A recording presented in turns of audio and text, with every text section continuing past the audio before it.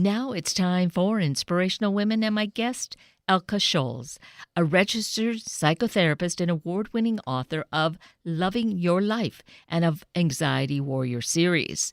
Today we meet Elke for the first of two segments on ways to bring balance into our life so that we can thrive. Elke Scholz, good morning, and thank you for joining us once again. I'm so looking forward to a very important, growing, encouraging time together. Thank you, Kate, so much. I'm super excited, too. Well, here we are. It was late last year that we spoke, and we were really looking at how we can deal with anxiety because, of course, we might call it an age of anxiety, but we don't want to embrace that, but just be aware of it. And so we touched on it, and it's led to wanting to discuss this more fully so that you can help us and guide us with strategies so we can take a look at where we are and be able to create and develop the kind of life we really want to live. Yep, and I believe we've got some strategies. You mentioned about this time and now and our future, and we have this great unknown. And I think one of the things that you mentioned earlier about, we kind of thought we knew what our future would embrace, even though the world is changing quite a bit. But last year, I think it really stopped a lot of people and people are kind of going, wow, what were we really doing in our life? And I think you worded it really well. And, when this all started, which is almost a year ago, the time of COVID, I really thought very simplistically that this was maybe some very big reset button we were given. And naively thinking, well, in a few weeks, in a month, because that's kind of the mentality, almost that quick fix that we live in. I was thinking that would happen, but no, here we are this far into it, and it's constantly causing me to have to think again and revision and rework things. So that's where, again, realizing that it being our life, the world keeps changing, and we have to be more in control in the sense of being aware, I think, rather than thinking, things will go back to what they were before, whatever those things were. Right, and I think people have said, things will go back to normal or new normal have been some of these terms, and you're right, we need to be grounded in ourselves. And life, I think, 2020 really illustrated that life is unpredictable. It always has been. Our future is unknown, really. And so how can we ground ourselves? What are the skills that we can use for today, right now, in this time, and to build our future and to thrive? And we are miracles, and we do deserve to thrive in this life. And what does that look like? So I'm really excited to share some of those strategies. One simple thing, and I know we're going to do this in a two-part, so today will be part one. So if you can remember, feed all four. Feed your physical, your mental, your emotional, and your spiritual self. So every day we eat, and hopefully we sleep. However, we tend not to feed all the four areas in our life that we need to build our resilience. And so today, I'm hoping that we can share, physical and how to feed the physical self and how to feed the spiritual self. And as we begin with this, Elke, I'm going to just toss out an idea I saw was shared with me many, many years ago in terms of looking at these four aspects of ourselves. It was called the four natures: the spiritual, the physical, the mental, and the emotional, and thinking of it as sides of a box. And ideally, that box is going to have very even sides so that it is, well, shall we say, stable or just balanced, Yep. right? That's a great analogy. I love your analogies. And so, we can think in terms of that and we can assign numbers even if we want to see just where we fare on that. And that might help us as we move along, wanting to really develop each of these and giving attention to each of these parts of ourselves. Absolutely. And we're all looking for our best defense. What is the best defense for whatever life brings us, whether whatever it is. And stress, of course, is quite, I think it's ramped up quite a bit. So our best defense is to take care of ourselves, to build our resilience. And that is really the best thing that we can do for right now, today, and for our future. And, firstly is know your limits. And, we're all different people. And when I present these ideas to you is really consider what your limits are. And this is like each body is different. And, pick and choose and look at what really is good for you. Exactly. And just to underscore that is so critical, not to think that we have to achieve something that someone else is. This is really an important time to really get to know ourselves and really respect that, honor that.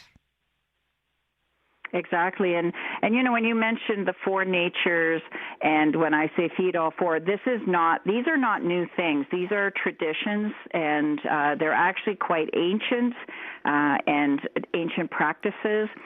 And what our goal would be out of this is, what kind of daily practice really builds us. And so again, what is that will balance us, build our resilience, that square, like that balance, right? Right. And so physical is get enough sleep. So imperative, and so many people don't. And you might just say, well, I don't get enough sleep, but how do I do that? And I'm hoping some of these strategies that we provide will help with that. Reduce your stress levels. That's huge as well. And then staying present and in the moment. And some of these will kind of overlap. You'll hear me saying them a little bit in the spirituality point. And I'm going to ask you, Kate, to kind of keep me in check, because I want to make sure that I balance physical and I don't leave out spiritual today. Great. Yes. So a strategy that we can do that is physical is, of course, exercise, and it's so important to get outside, get some fresh air, get that sun on your face, get the wind on your face. It's so, so important. Our body actually physically changes when we're in nature, and we really do need that. So even standing beside a tree or under a tree, we need to get that. The Japanese they call it forest bathing, and it's such a lovely term, I think. And if you can imagine, that the oxygen and that air that these trees that we have create is so, so important.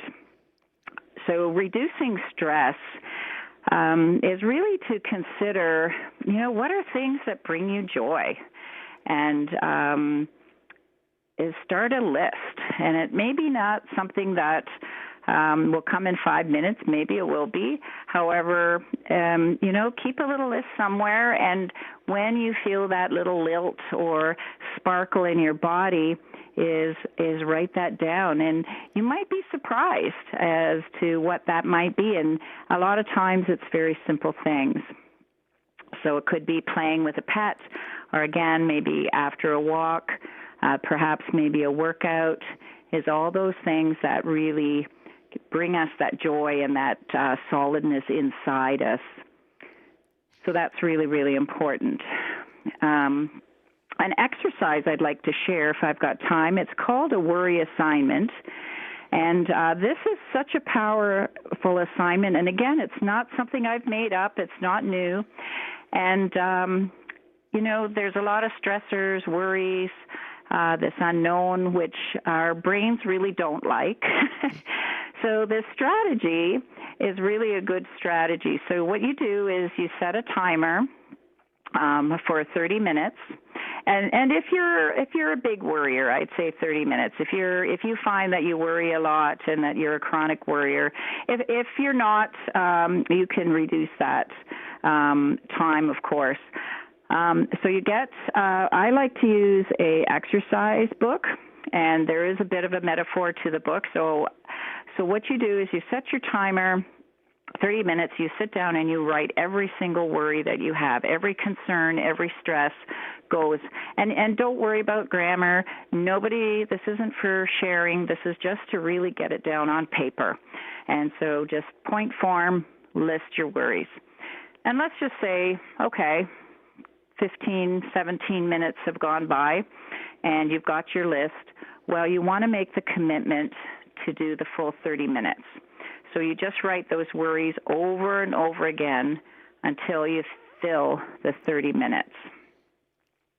So then what you do is you have a conversation with your brain, and you just say, okay, I've written all this down. I'm going to close the book. No more worrying for 23 and a half hours. So you get 23 and a half hours worry-free. That's the exercise. So you close the book, put it in the drawer, and it's not, again, to share, or you don't have to share this with anybody. So it's just putting it away.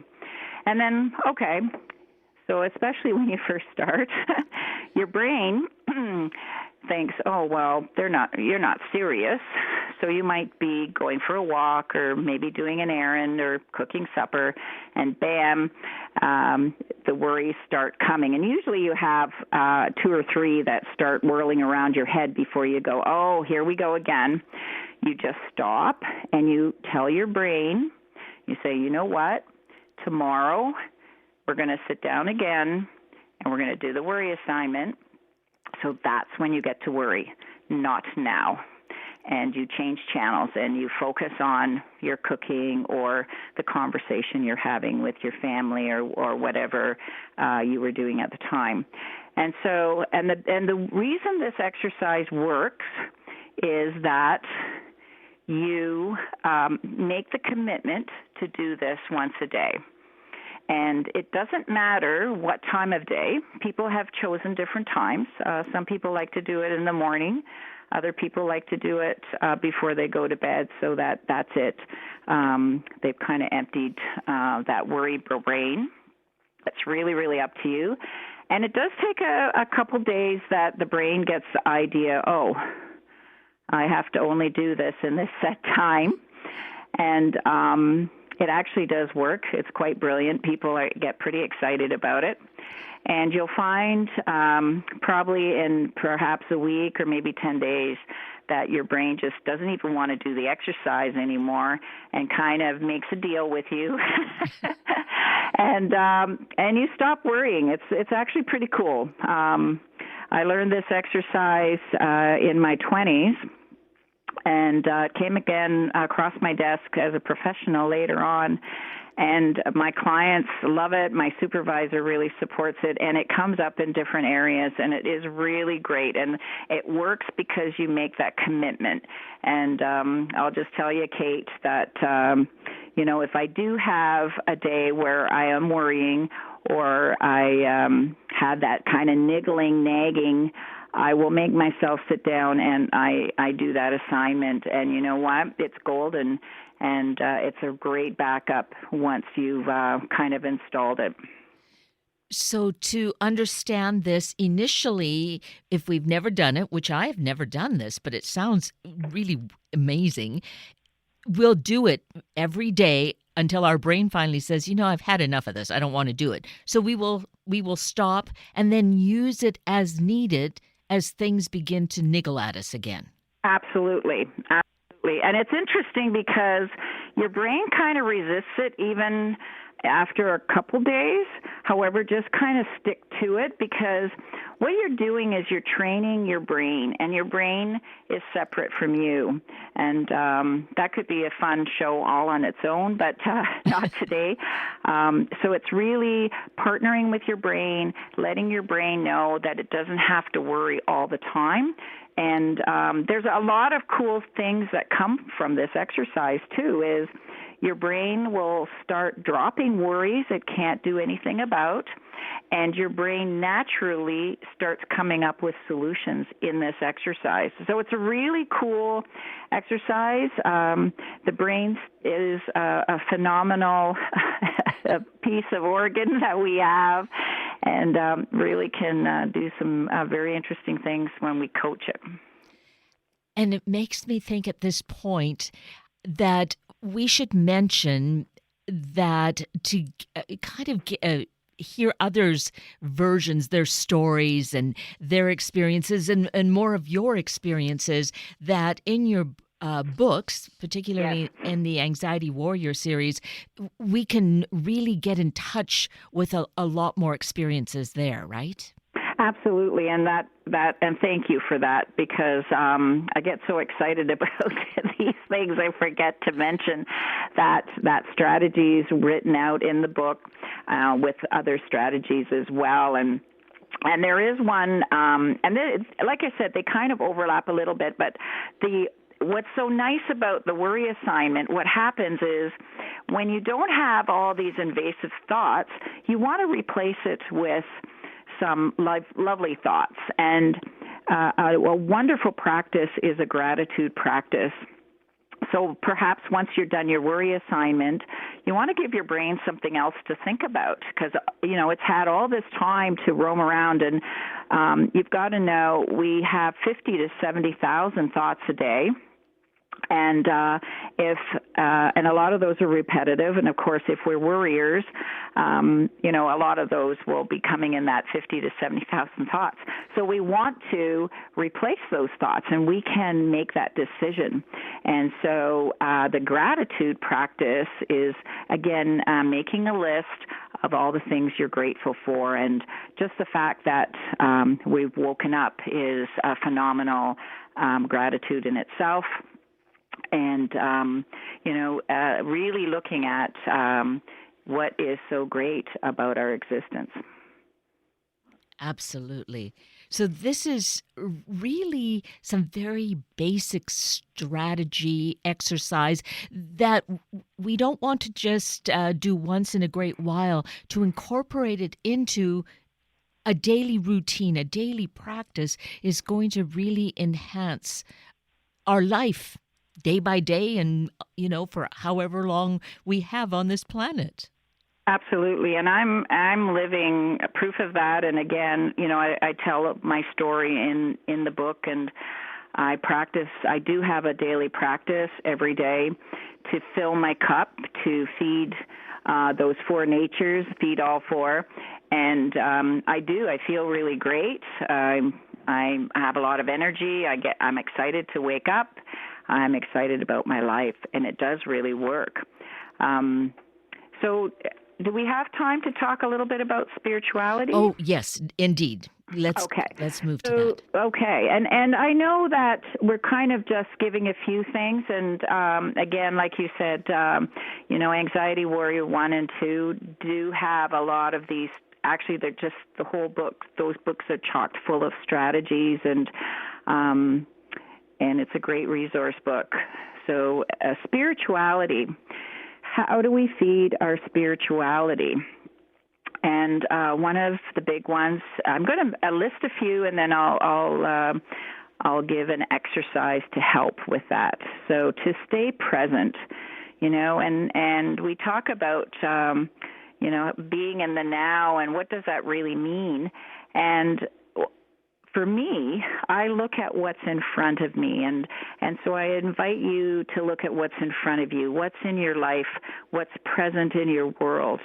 I mean, we've woken up, usually we're living in a home, we've slept somewhere, we eat, what's in front of us, what's in our bodies, what's our abilities, what is it that we have, is to look at that cup, that resource that we have in our being.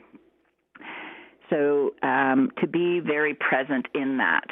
And a lot of our spirituality, too, can be in nature and seeking opportunities to be in nature, and also seeking opportunities to put more love in the world. And, and I don't know how you are, Kate, but I noticed that I was brought up with what can I get, what can I achieve, and really if we shift our practice or our living is how can we put more love in the world? How can we add something to somebody's life and make it a better day for someone else? And when we start practicing that type of living, it really does change us. And it's kind of a cool surprise. In a way, it feeds our spirit. However, in the giving of, making every interaction that you have count. Be conscious, of your words and your deeds. Be conscious of the words that you speak, and really think about that. Maybe, take time to reflect. And meditation and being meditative can be in so many different ways. I was thinking as you were saying, being conscious of the words that we use, and it ties into meditative because I think sometimes it's important to slow down, to think before we say certain things, to consider the impact that they might have, so that it's hard to pull that totally apart. To me, there's a certain meditation to just be moving more slowly and more thoughtfully through everything. That in itself has a spiritual component. Absolutely, and when we are thoughtful, and I like what you said about slowing down, and really considering words. It's interesting to me. I have clients, and of course I'm a wordsmith. Being a writer, you think about words, and so often in our culture we use double negatives. So we'll say things like, I don't want to carry baggage forward, instead of saying, I want to be more balanced in my life, or I want to feel healed. So, how can we wordsmith these words? So the clues would be words, like no or not. And if we can switch that, so the same meaning, however, saying it in different language. And it's so interesting. I have a friend that uses double negatives and wording, and it's not what they mean.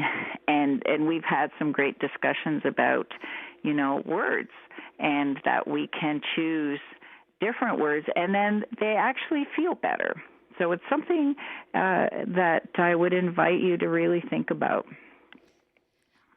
And there's a power in those words because of we see the words. There are mental images. There are feelings that go with it. So if we keep it simple and with the good that we want to see, it's just going to create so much better for our life and for the world.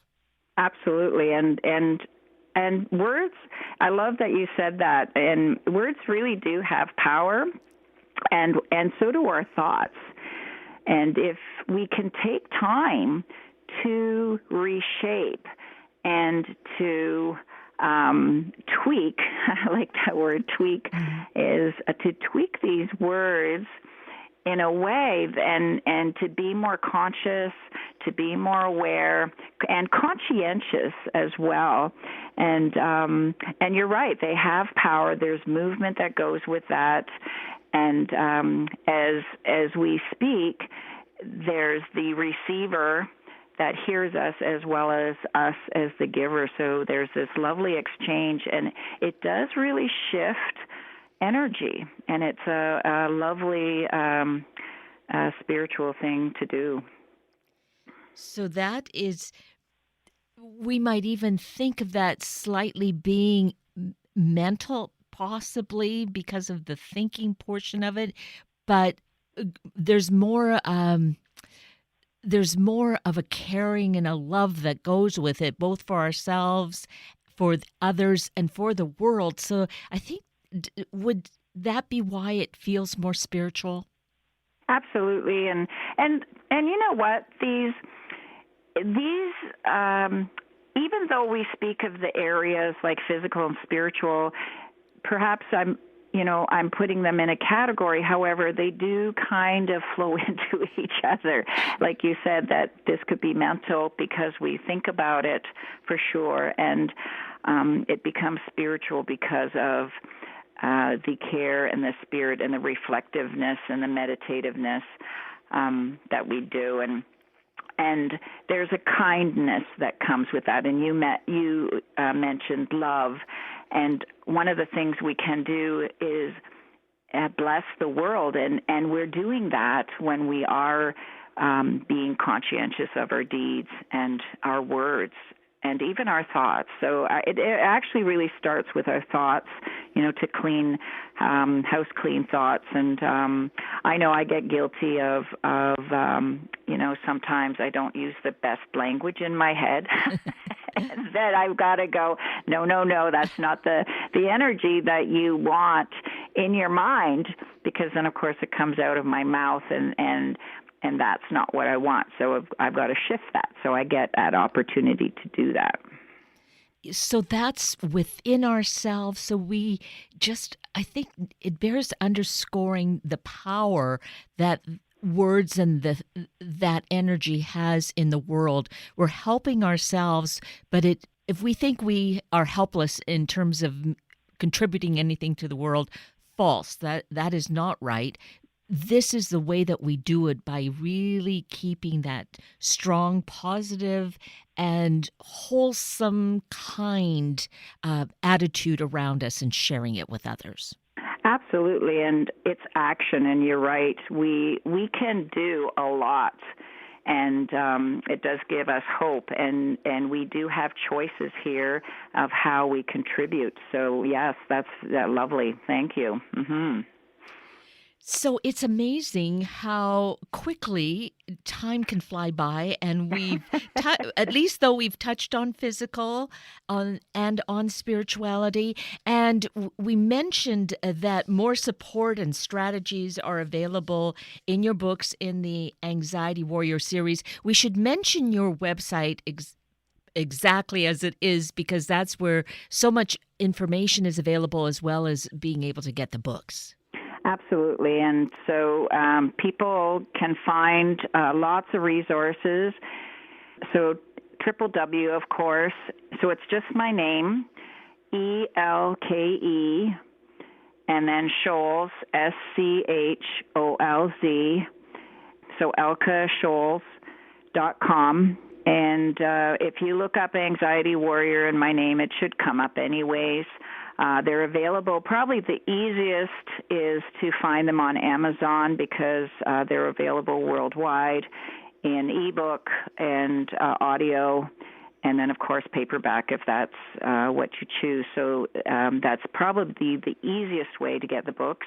All those links, too, are on the website. And, of course, there's a YouTube channel as well, so those links are on the website. So the books are actually, people have said they're very complete, and they're pretty excited when they have them, so they tend to keep them as resources. That is perfect. And what's so fortunate is that we will continue to learn and to grow and prosper by continuing with this conversation next weekend. So same time, same place, we'll be able to continue to learn and to grow. So my deep appreciation for this week, Elke Scholz. It's been so wonderful. Thank you always, Kate. You're amazing. Thank you for all the work you do and this opportunity. You're so welcome. And with that, we're at the end of a very full hour of Inspirational Women with Elke Scholz and Sunday Morning Magazine with Rich Bluhney. I'm Kate Daniels, your host, and I greatly appreciate your sharing this hour with me and these special guests. For details you might have missed or information you'd like to know, please just send me an email, kated@warm1069.com, and I will get right back to you. Also, if you'd like to listen again or share these important stories with your family and friends, find the podcast on our Warm 1069 webpage. Just click on the podcast tab and either of the show names, and then look for the guest names.